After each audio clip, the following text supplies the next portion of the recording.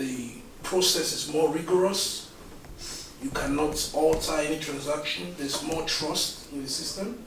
There is no single point of failure, just like your normal traditional banks.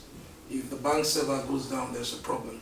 Now with the blockchain, we have lots of small servers around, which avoids single point of failure. So today I want to talk about the practical things I go through on a day-to-day basis at Quantum. You know, this is not theory, it's real practical. There are lots of challenges, and these challenges keep me awake all the time. You know, sometimes they call you in the middle of the night, there's a problem. You have to attend to these issues. But first of all, why are we adopting blockchain? You know, there's a lot of, I think there's a research by PwC that says 84% of companies now are adopting blockchain technology as drivers for their business. Now, why do you think there is massive adoption? Anybody could help me? What do you think is driving this adoption? Is it a hype? Is it a low cost? How many of us are familiar with blockchain? Yeah, blockchain world, okay? I want to engage somebody. Why do you think there's a drive? Security, information. Security, I don't agree with that. Integrity. Huh? Integrity. That's the word. Integrity, but the major thing is control. Now I can control my economy. I can control my money. I can take money to any part, any jurisdiction in the world without anybody asking any question. Yes, you could move money around easily, like never before. We don't have to depend, if there is a crisis in the normal economy, the traditional economy, it's not going to affect the blockchain economy because it has its own government, it has its own principle. So the first thing is the freedom for full control. Now my transactional data is in my hands. I can do whatever I want with the data. I have control over how I move my funds as well, how I store my funds, and how I grow my funds. Imagine if a company receives Ether. Today we're going to be focusing on Ethereum blockchain because that's what's adopted now, what a lot of companies are adopting. Imagine if a company receives 1 Ether for a service. Within a couple of days, that Ether value could appreciate, right? Or it could depreciate as well. But it has a greater chance of appreciating. The company can use Ether to do other trading. They can use Ether to set up a mining factory where they mine altcoins and they change it with Ether or Bitcoins. So there's flexibility, there's control, less questions asked, what you do, you know, and there is integrity, like you said. Now, security of blockchain is a myth. I'll tell you why it's a myth. It's a myth because of the CIA triad. The CIA triad talks about confidentiality, right? Integrity and availability of data. Those are the 3 core of security. But how confidential is the blockchain data? It's not confidential. If you give me your public address, I will be able to see your transaction history. I could go to Etherscan and check and see everything you've been doing, how you've been moving money. There's no confidentiality in blockchain transactions. Very, very low confidentiality. There's pseudonymity. So I could also associate your ID, your transaction ID, with your name. We'll talk about KYC. A lot of companies dealing with blockchain do KYC, which is know your customer. We'll talk about that later. Then there's a myth about reduced operating costs. Companies don't want to spend much money, but that's also a myth. That's why there's a question mark there. It's not entirely true about operating costs. Because, like we understand, blockchain involves a lot of validation of data, so a lot of servers distributed, decentralized, validating, and they're all doing the same thing. They take your transaction, they compute, they mine it, the next computer is doing the same thing. So you have a lot of resources now, more than the traditional architecture. A lot of resources. Companies spend a lot of money. An average small business could have up to 50 virtual servers for just a website like this. Let me show you. So for just a simple website, an average company could have 50 virtual servers. Well, against the, and because there's a smart contract, there's a blockchain behind this. But with the traditional architecture, it doesn't operate that way. You can use 4 servers to power this kind of website. Now, before we go deep, let's take a very good look at this traditional system. Now, you could pause me and ask any question as we go along. You don't have to wait to the end. I like this to be very interactive. So this is traditional client-server architecture, where you have your website, then you have your application servers, and then you have your database servers. Now, you make a request. Maybe it's a form request. You register on KYC, know your customer. The application server takes the request to the database server. You know, life was easy before.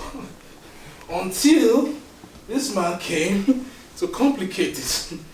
Now you see, there are lots of resources, lots of exposures that security-wise, you and I know is a problem. A lot of things going on around here. Now this is just the basic Ethereum blockchain architecture. Now you make your request, or maybe you want to play a game, you want to enter a lottery, perform a transaction. This browser can't talk straight to the blockchain. They need to make some framework, a JavaScript framework, Web3. Web3 needs to talk to the wallet. The wallet is designed, for example, you can see this is the wallet. How many of us have used MetaMask before? Or how many of us have a wallet? You have a crypto wallet. I think we should start getting used. You have one? You have one? No. We should start getting into this technology because it's going to help. So this is a wallet, MetaMask. A lot of companies, there are thousands of wallets. A lot of companies create wallets for the interaction with the blockchain. So your browser interacts with this JavaScript framework, Web3, and then Web3 works with the wallet and sends this request now to your application server. So there's a lot of processing, data flows going on. Like I always say, before you secure a technology, before you provide security, you need to understand the technology. You need to have a very good picture of how this data is flowing. You need to have a good picture of the functionalities and why this data is flowing this way. Now the application server submits this request to a database. The database says, okay, yes, this is a valid request. We are going to send this request and put it on the blockchain permanently. And it's going to be irreversible. Every change you make here is irreversible. How many of us have heard about smart contracts? Smart contracts? Okay, let me backtrack a little bit. Before you implement blockchain in your business, you write what we call a smart contract. Smart contract is just a piece of code, just like your regular HTML, JavaScript code. This is a smart contract. Now, a smart contract for a voting system. Smart contract can be written to help students borrow books. You can write smart contracts to register on Eventbrite, right? Now, this smart contract must be deployed on a blockchain, the Ethereum blockchain. So this is an Ethereum smart contract. It must be deployed there. So a lot of companies implementing blockchain technology have various smart contracts. Smart contracts for registration, for payments, for HR work, for any process, any business function you want to implement. As a blockchain company, you have a smart contract for it. Now that has increased the burden of development. The DevOps team, they have more work to do now, aside just creating HTML, JavaScript, and all the traditional languages. So now we want to interact with the smart contract for registration of customer data, which is what we call KYC. We want to put this record on the blockchain. So we've written a smart contract for it. Go there, you fill the forms, do everything, and it goes to the database.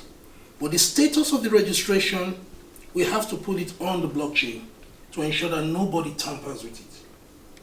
So now this whole process begins. Application server working, going back, and then we have this API.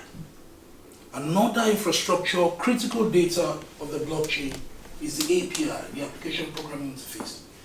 The traditional languages we're used to cannot talk directly to the blockchain. We need an API for it. Even the blockchain language for Ethereum, I'll go back now so you see. Is any developer here? Anybody developing here? Software developer, okay, good. Can you recognize this language? Take a very good look. It looks familiar. Java? No. Gotcha. It's not Java. So this is Solidity. The syntax is like JavaScript, but it's not Java. So blockchain came with its own infrastructure. But as a developer, it's easy for you to quickly deep dive, and hack this technology and create your own smart contract just because of your basic JavaScript knowledge, foundation of JavaScript. So this is a language called Solidity, but it can't talk directly to the blockchain. We need an API. Again, we also need something called an ABI. I'm going to be talking about an ABI later. Okay? And I will try as much as possible not to be too technical because I understand this is a mixed group, right? Okay. So there's a lot of things we need to implement for its basic architecture to be implemented easily. We need API, we need ABI aside the traditional infrastructure. Then we put this thing in the blockchain. So the smart contract is written, deployed here. Your API, this is just a logical diagram, but the API technically is in the blockchain as well to communicate, to send the information. The API understands this language, this infrastructure here, and it tells the blockchain what it is, and it executes it. Then we'll see what the ABI does later. So you see a lot of things going on. And once a transaction has been registered on the ledger and the blockchain, you cannot change that transaction. It's there forever. Unless you redeploy the smart contract. So you decommission it there on the blockchain and then reissue the new smart contract. So you change this, you change the architecture, you change the code in the smart contract I just showed you, then you need to redeploy it back to the blockchain. So there's a lot of work. Now the question is, how do we secure these many infrastructure going on? Initially, I understand traditional architecture, security. I do a lot of pen testing, looking for vulnerabilities in blockchain. Okay. Then we have crypto. How many of us have heard about Binance before? Crypto exchange platform called Binance. So this is another business model using blockchain technology. The ICOs, for example, if you want to raise money for your business, you could start an ICO. You sell a security token. There are two kinds of tokens. We have the utility tokens for everybody else in the world. Then we have your security tokens for your investors. So let's say you launch an ICO and you release 1 million tokens for £1 each. How much is that? That's 1 million naira, 1 million pounds. So you can use 1 million pounds to start your business. And these are coins, these are tokens. How do we keep these tokens? How do we create value from these tokens? Some people created a business model called the crypto exchange. So I could buy your token with pounds or dollars and exchange it with his token. And watch, just like the stock market. This is another business model. Then know your customer platforms. If you want to do a lot of registration now, even in banks, they ask you for your IDs, right? Proof of address, identity. They do their due diligence on you. Now, this is another business model. IBM has just created a blockchain platform for know your customers. It means people like Quanta can go to the platform, depending on the jurisdiction, and say, we want ID due diligence on this customer. Do you have this person in your database? Then they check. And say, oh yeah, this person in your database, this is the standard information. Yeah, it's part of regulation. You have to know who comes to your platform. Now this is another opportunity, business, practical business opportunity. Then, of course, the last one we have the lottery, which a lot of companies are doing on the Isle of Man. Now, based on all these business models I've just introduced, there are critical data that has to be secure. You launch an ICO, you have £1 million, right? And sometimes this money is in Ethereum. It's not in your traditional cash. Where are you going to keep your money? How are you going to access your money? You're going to access it through what? A wallet, a crypto wallet. Practically the money is kept in the blockchain, but you know we have interfaces, lots of public-facing systems to access your money. Now you have a wallet to secure. You have a private and public keys to worry about. You have key stores. A key store is a database for your private keys, where you keep your private keys. So you have a lot of things to worry about.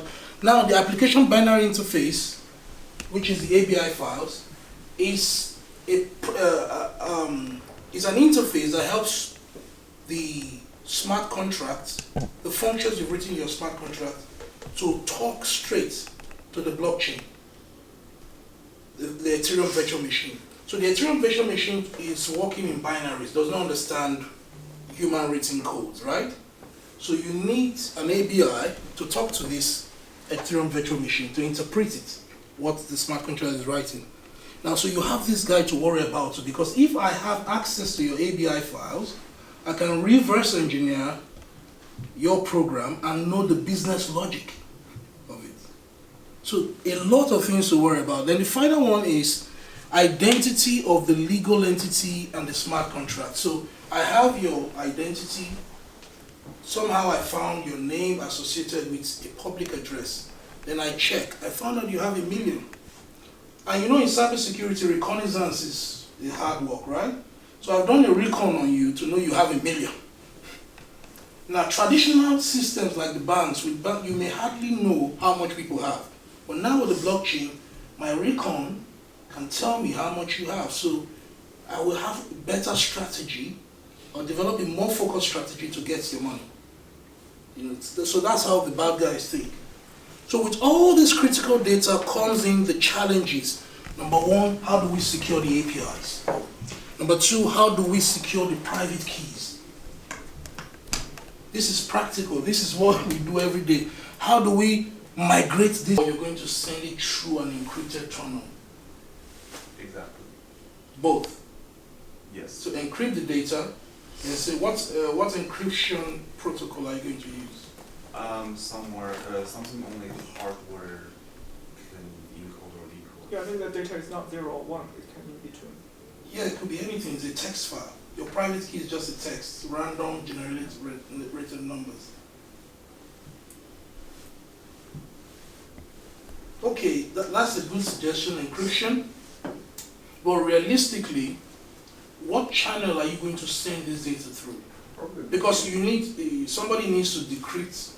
Right. So are you sending your password, the password you use for the encryption, or the passphrase along with the? No, so that's what I said. Yeah. Use a hardware decoding only encryption protocol. So unless you have the specialized hardware, then you cannot decrypt. Okay, hardware module. Yeah. Okay. Oh, that's.